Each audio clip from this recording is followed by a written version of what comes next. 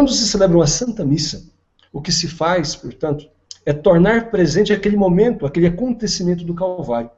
É como se todos que estão ali na igreja, no lugar da celebração, se voltassem, como se voltassem no templo, e se colocassem como Nossa Senhora e São João, aos pés da cruz, e contemplassem o que Jesus está fazendo ali na cruz, ou seja, oferecendo ao Pai a sua vida, derramando o seu sangue pelo bem e salvação de todos nós.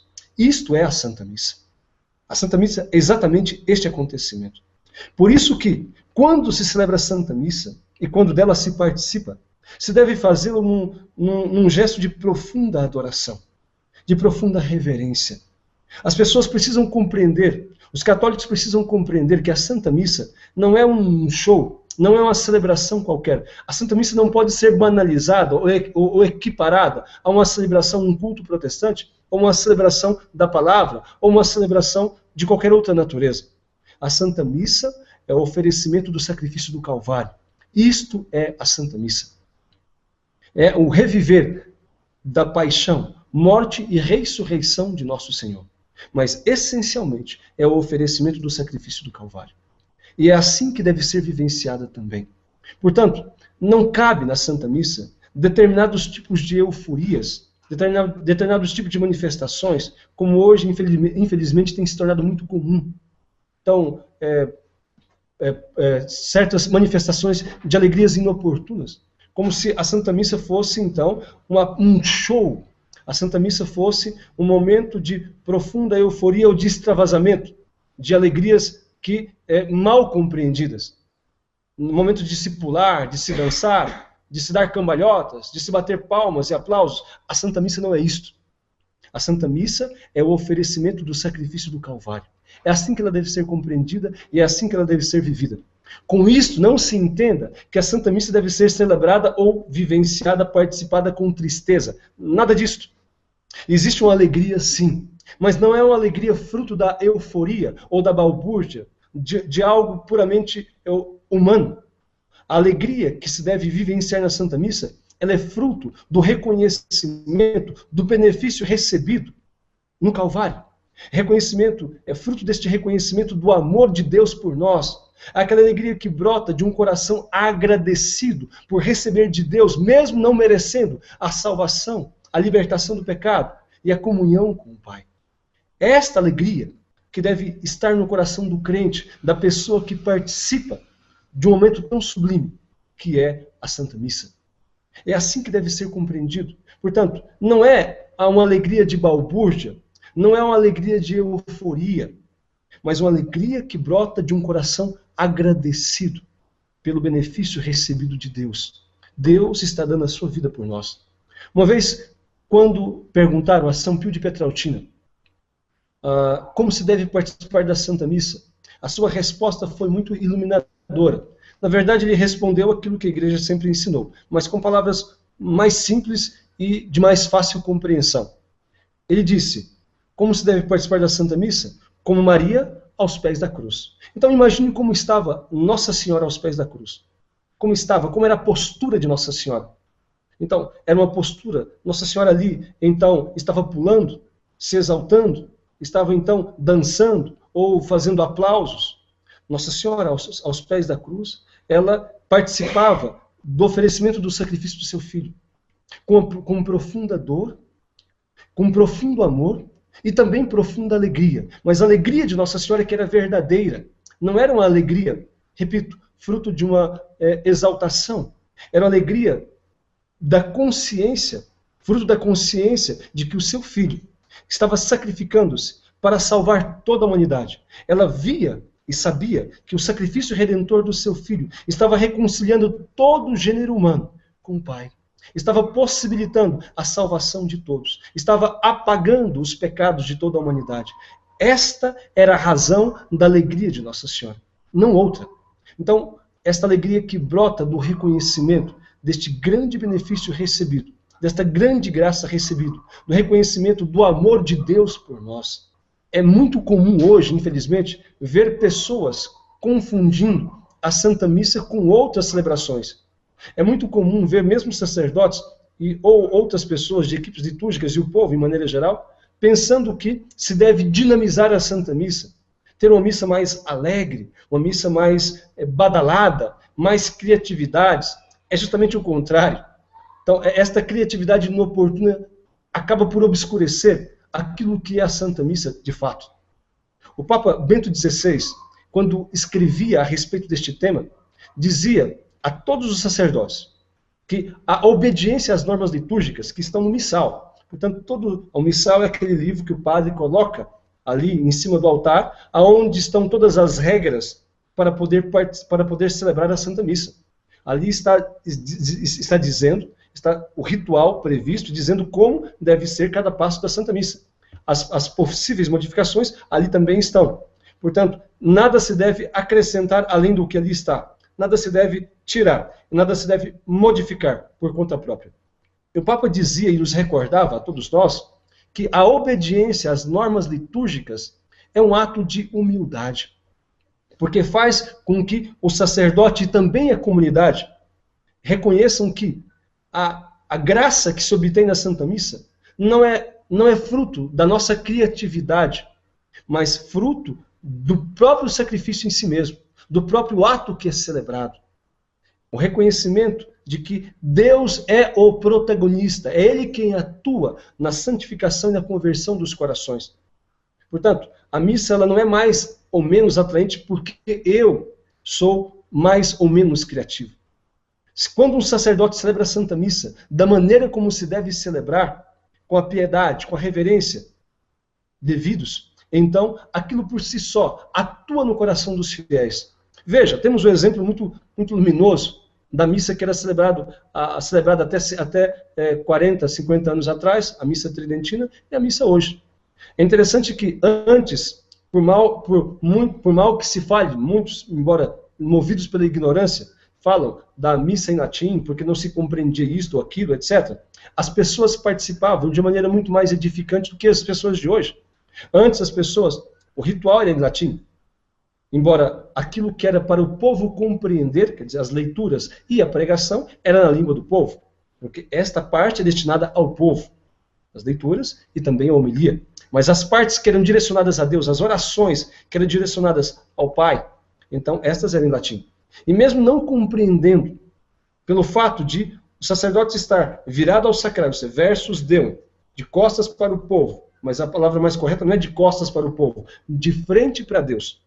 Então, e direcionando ao Pai as suas orações, então, a maneira como era feito, todos os paramentos, desde a alva, símbolo, a estola, a casula, então, o altar mais belamente enfeitado, com seus castiçais, com as velas acesas, e todo aquele aparato, toda aquela beleza, fazia com que as pessoas compreendessem melhor que a missa era algo especial. Mesmo não entendendo o latim, mesmo não compreendendo o que era dito em determinadas partes da Santa Missa, as pessoas tinham um respeito muito maior do que se tem hoje. As pessoas tinham um sentimento de adoração muito mais profundo do que o que se tem hoje. As pessoas tinham um comportamento muito diferente do que aquele que se tem hoje. Tinham um sentido, compreendiam psicologicamente, espiritualmente, muito mais o sentido de adoração. Hoje, a missa é toda na língua vernácula, no nosso caso em português, e, entretanto, as pessoas não sabem o que acontece, não têm noção. As pessoas não têm mais sentido de adoração na maior parte das vezes. Então, a começar que a grande parte das pessoas entram na igreja e mal fazem a genuflexão. Aliás, há certas igrejas em que não se localiza imediatamente o sacrário. Tiraram, em boa parte das igrejas, o sacrário do centro, aonde deveria estar. Jesus tem que ser o centro, também geográfico, da nossa vida. Embora existe essa possibilidade, de fato, de capelas do Santíssimo, etc., mas Jesus deveria ocupar um lugar central, também da igreja, ali no presbitério, onde, quando as pessoas entram, possam imediatamente, como diz a igreja nos seus documentos, identificar a luz do sacrário. E assim, fazer genuflexão. Genuflexão significa dobrar os joelhos até o chão, ou joelho até o chão. E reverenciar o Senhor que ali está. E depois ir rezar e preparar-se para participar de maneira digna deste santo sacrifício. Participar de maneira digna deste acontecimento que é o maior que se realiza na face da terra. Não existe outro acontecimento maior que um ser humano possa vivenciar neste mundo do que a Santa Missa. Porque a Santa Missa é justamente Jesus oferecendo a sua vida ao Pai pela nossa salvação. É o acontecimento do Calvário, tornado presente pela celebração que é realizada da Eucaristia. As pessoas, portanto, quando chegam na Santa Missa, quando chegam na igreja, hoje em grande parte, infelizmente, então há muita conversa, há muita balbúrdia. Então, algumas igrejas, graças a Deus, há o costume de se rezar o Santo Terço antes da missa, mas na maior parte não há este costume. As pessoas acabam, então, conversando, se comunicando, então, e fazendo tantas outras coisas antes do início da Santa Missa. Depois, há ritmos de música e de cantos que realmente são indizíveis, que são incompatíveis com o mistério que é celebrado. A missa é celebrada em ritmo de rock, em ritmo de samba, em ritmo de, enfim, de músicas que nada a ver tem com a liturgia. A Igreja nos diz, no documento, Sacrosanto Concílio do Vaticano II, que deveria se priorizar, não exclusivizar, mas se priorizar, dar preferência ao canto gregoriano, ou pelo menos a cantos bastante litúrgicos, que ajudem as pessoas a vivenciar aquele momento que está sendo celebrado. Não se deve introduzir ritmos mundanos na celebração eucarística. Não se deve se introduzir percussão, baterias e outras coisas, que dispersam as pessoas, que não favorecem o recolhimento e que tiram o espírito de adoração. As pessoas devem vivenciar o mistério que está sendo celebrado. Os cânticos devem favorecer a vivência de cada momento da Santa Missa. O ato penitencial, onde se canta, se pede a Deus perdão pelos pecados, Senhor piedade, Cristo piedade, Senhor piedade. O ofertório, a aclamação evangelho, e assim por diante, cada momento da Santa Missa vivenciado, se possível, com as letras referentes àquilo que se celebra no dia, ou pelo menos bem de acordo com a liturgia da Santa Missa. E num ritmo, em um tom, em uma melodia que seja compatível com a dignidade daquilo que se celebra. De preferência, repito, como diz a Igreja, no Sacrosanto Concílio, gregoriano. Se não é possível, sempre o gregoriano, ou não há um coro no qual se deveria investir, todas as igrejas deveriam se investir em um bom coral, para poder se celebrar, se cantar bem na Santa Missa. Se não há, ao menos que os cânticos sejam piedosos, que favoreçam o recolhimento e a adoração. Absolutamente, a Igreja nos orienta que não se deve introduzir ritmos que dispersem. Por isso que é absolutamente incompatível com a Santa Missa ritmos de baião, de rock, ritmos de samba e outros que dispersam, e pior ainda, não apenas dispersam, evocam a lembrança de coisas mundanas e sensuais. Portanto, não se deve ter na Santa Missa.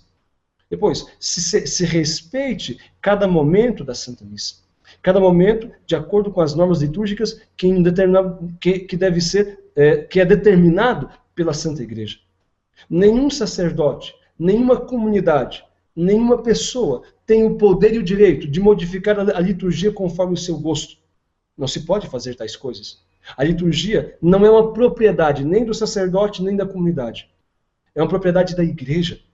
É de Deus e que, portanto, deve ser celebrada da maneira como a Igreja indica, para que não haja, enfim, toda esta dispersão e toda esta desunião. A Santa Missa deve ser ponto de unidade. Antes, quando a missa era na Igreja Romana, era em latim, e se celebrava a missa no rito que chamamos tridentino, a missa no rito, hoje chama forma extraordinária da celebração no rito latino.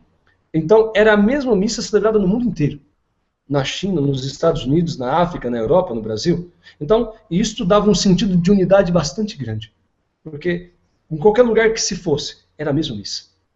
Por isso que, mesmo o Papa Bento XVI insistiu que também os sacerdotes aprendessem, por causa desta globalização, da cada vez mais intensa internacionalização de determinados eventos, pediu que os sacerdotes aprendessem a celebrar também a missa em latim, e que os fiéis aprendessem a responder a missa em latim e tivessem de cor ao menos as principais orações. E isto para todos. Porque o Vaticano II, inclusive, nos vai dizer que a missa deveria ser celebrada ordinariamente em latim. Isso parece que é algo antes, da época antes pré-conciliar, mas não. É algo que é determinado pelo próprio Vaticano II. Nós deveríamos dar preferência, mas, entretanto, aquilo que deveria ser a regra é uma exceção raríssima. Muito raramente se vê, então, missa sendo celebrada em latim. Enfim, e isso deveria ser algo normal, e as pessoas deveriam aprender, né, as partes fixas da missa. O que são as partes fixas? O gradual, que é, por exemplo, o Kyrie eleison, o Senhor tem de piedade, o Glória, o Credo, o Sanctus, o Agnus Dei. Estas partes que as pessoas iriam facilmente realmente aprender e participar da Santa Missa com mais dignidade. Então, meus amados irmãos, a Santa Missa é um mistério grande demais para que possa ser reduzido. Palavras do Papa João Paulo II, reduzidos à criatividade de qualquer pessoa que seja. Ela não pode, é um mistério muito grande para que possa ser aviltado pelas nossas racionalidades humanas. Quando pensamos no que significa a Santa Missa, quando nos pomos a meditar, o nosso coração deveria tremer. E se bem pensássemos, né, naquilo que é o Calvário, um Deus morrendo na cruz pela nossa salvação, com que piedade, com que amor nós participaríamos deste momento. Por isso que nós devemos rezar mais, pedir muito a Deus nosso Senhor a graça da compreensão deste mistério e procurar também estudar. Se pegam o catecismo da Igreja Católica e começam a ler aquilo que é a Eucaristia, que coisa maravilhosa nós temos. A meditação de tantos santos e santas de Deus, que vivenciaram este mistério de maneira tão intensa. Depois, a revelação de tantos místicos, de tantas pessoas que tiveram aí a graça de poder aprofundar mais neste grande acontecimento que é a Santa Missa. Como nós, cristãos católicos, perdemos por não compreender e não vivenciar a grandeza deste grande acontecimento. Se nós bem soubéssemos o que é a Santa Missa, dizia o grande Santo Cura d'Ars, se as pessoas entendessem, se as pessoas soubessem o que era a Santa Missa, nós precisaríamos colocar guardas às portas da igreja para conter o fluxo de pessoas. Porque não haveria nada maior que alguém pudesse desejar do que participar de uma Santa Missa e comungar o Santíssimo Corpo e Sangue do Senhor. Isto é a Santa Missa. Por que as pessoas hoje não participam da missa? Ou por que participam tão mal aquelas poucas que participam? Porque não sabem o que estão vivenciando. A ignorância é o fator preponderante que leva as pessoas a terem um desprezo, uma indiferença ou uma tão equivocada compreensão deste grande mistério. Falta-nos, portanto, estudar mais, buscar mergulhar, meditar na grandeza deste mistério e procurar ter cuidado com as modernas interpretações, ter cuidado com as falsas teologias que querem tirar da Santa Missa o seu valor sacrificial e querem apresentá-la apenas como um mero banquete, apenas como um encontro de irmãos. A Santa Missa ela não é, em primeiro lugar, um encontro de irmãos. É, antes de tudo, um encontro com Deus. A Santa Missa é, acima de tudo, para a adoração a Deus. Foi isso que o Senhor fez na sua vida ao Pai, num gesto de profunda adoração, e obteve com isso a graça da redenção de todos nós. Portanto, a Santa Missa ela não pode ser banalizada. Quando as pessoas, entendendo errado o que é a Santa Missa, tentam então introduzir na celebração essas criatividades, enfim, aí absurdas, tentando incrementar a Santa Missa para que ela se torne mais atrativa aos jovens, às pessoas de maneira geral, acabam por fazer um empobrecimento da compreensão desse grande mistério. Quando as pessoas querem concorrer com os protestantes nos seus cultos barulhentos ou cheios de música, ou apresentar a Santa Missa aos moldes de determinados shows ou encontros, acabam por empobrecer grandemente o significado da Santa Missa. E acabam por profanar o grande mistério que é celebrado. Meus amados irmãos, há que se rezar muito, antes de tudo pelos sacerdotes e pelos bispos também. Porque a falta de compreensão do povo advém da falta de compreensão dos próprios sacerdotes, que ou não compreendem, ou compreendendo, não fazem compreender o que é a Santa Missa, ou por não aceitarem, ou por não acreditarem. Há que se rezar muito, para que não se apresente a Santa Missa de maneira banalizada. Não se apresente a Santa Missa como um mero ritual. Não se apresente a Santa Missa como uma coisa qualquer, como apenas um encontro entre irmãos, ou uma celebração que pode ser feita por qualquer pessoa. A Santa Missa só pode ser celebrada por sacerdotes validamente ordenados e que, portanto, se configuram a Cristo, sacerdote, e que por isso oferecem na pessoa dele o santo sacrifício. Quem celebra a missa é Jesus. O sacerdote, o padre, o homem, ali apenas empresta a sua voz, as suas mãos, para que o sacrifício possa ser oferecido. Quando a hóstia é levantada e antes disto foi dito, isto é meu corpo, não é o corpo do homem, padre, mas é o corpo de Cristo. Quando o cálice com o sangue precioso é levantado, evidentemente que não é o sangue do homem, do padre ali, mas o sangue do próprio Senhor. Por isso, meus amados irmãos, é preciso compreender e vivenciar cada vez melhor o grande acontecimento da Santa Missa. Oxalá pudéssemos nós, católicos, termos um pouquinho mais de compreensão sobre este mistério. Evidentemente que nós nunca vamos esgotar a compreensão porque é mistério. Mas se, ao menos, aquilo que é possível compreender, nós compreendêssemos, como seria diferente a nossa participação e o nosso empenho para estar na Santa Missa e a nossa maneira de participar da Santa Missa.